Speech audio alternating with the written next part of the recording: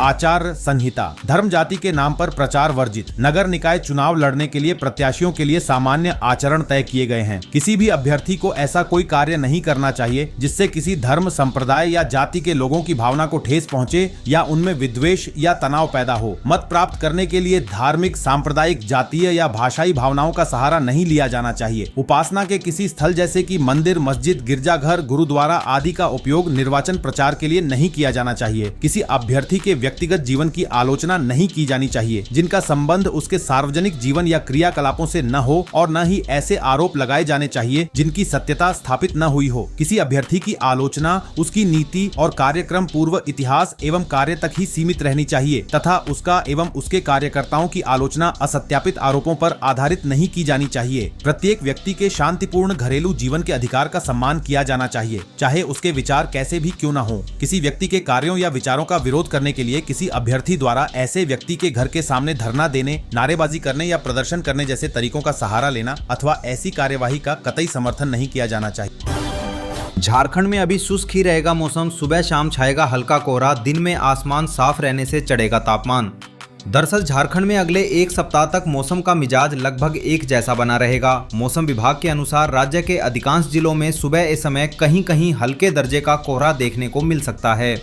खासकर रांची, बोकारो, गुमला, हजारीबाग, देवघर, गिरिडीह और आसपास के इलाकों में सुबह दृश्यता कुछ समय के लिए प्रभावित हो सकती है। हालांकि कोहरा छटने के बाद दिन में आंशिक बादल रहेंगे, मौसम पूरी तरह शुष्क बना रहेगा।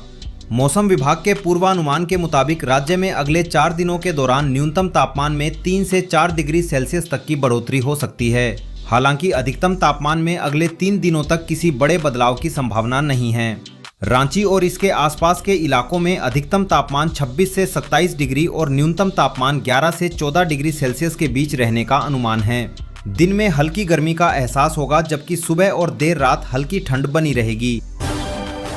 मनिया सम्मान योजना के तहत जनवरी 2026 की राशि अब तक लाभुकों के खाते में नहीं पहुंचने से महिलाओं में भारी नाराजगी देखने को मिल रही है। 30 जनवरी 2026 बीत जाने के बावजूद पैसे का इंतजार कर रही महिलाएं अब खुलकर विरोध करने लगी हैं। कई इलाकों में महिलाओं ने एकजुट होकर प्रदर्शन किया और सरकार से जल्द भुगतान की मांग की। महिलाओं का कहना है कि इस योजना की राशि से घर का खर्च, बच्चों की पढ़ाई और दवाइयों जैसी जरूरी जरूरतें पूरी होती हैं, लेकिन समय पर पैसा नहीं मिलने से उन्हें परेशानियों का सामना करना पड़ रहा है। जनवरी 2026 में मैया सम्मान योजना की राशि का इंतजार कर रही महिलाएं अब निराश नजर आ रही हैं। तय तारीख बीत जाने के बावजूद खातों में पैसा नहीं पहुंचा, जिससे महिलाओं की मुश्किलें बढ़ गई हैं। कई जगहों पर महिलाओं ने नाराजगी जताते हुए कहा कि वे बेसब्री से इस राशि का इंतजार कर रही थीं, लेकिन अब सिर्फ आश्वासन ही मिल रहा है। वहीं प्रशासन की ओर से कहा गया है कि तकनीकी कारणों और सत्यापन प्रक्रिया के चलते भुगतान में देरी हुई है और जल्द ही लंबित राशि लाभुकों के खातों में भेज दी जाएगी। गुमला के भरनों में घूम रहे 16 हाथी।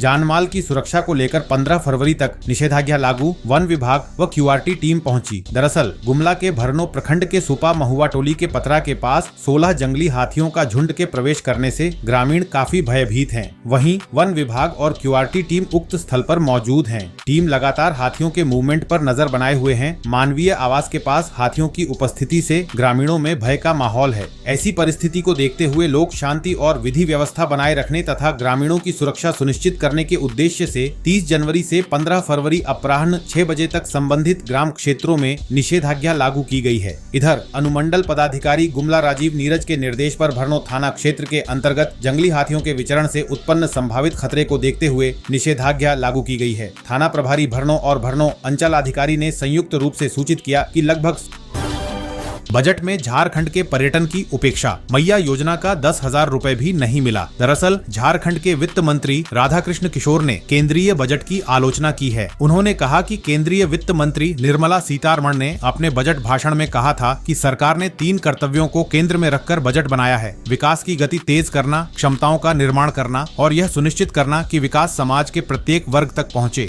उनके वक्तव्य से उम्मीद जगी थी कि केंद्रीय बजट में कुछ ठोस और सार्थक प्रावधान देखने को मिलेंगे, पर इस बजट ने निराश किया। कृषि, उद्योग, एमएसएमई, शिक्षा, स्वास्थ्य, आधारभूत संरचना, पर्यटन एवं पर्यावरण जैसे महत्वपूर्ण क्षेत्रों के लिए जो प्रावधान किए गए हैं